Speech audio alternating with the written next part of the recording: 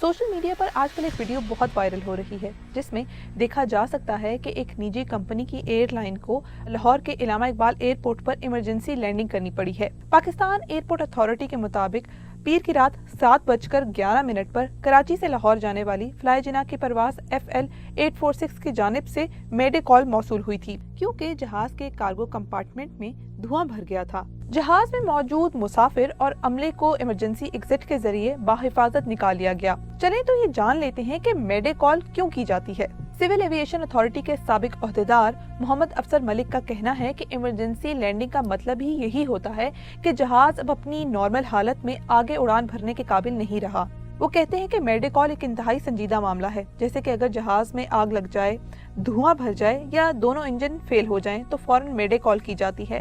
ऐसी सूरत हाल में जहाज का पायलट सेफ्टी प्रोटोकॉल पर अमल दरामद करता है, इस बात का तयन करता है कि फॉल्ट जहाज के किस पुर्जे में आया है या जहाज के किस हिस्से में आग लगी है।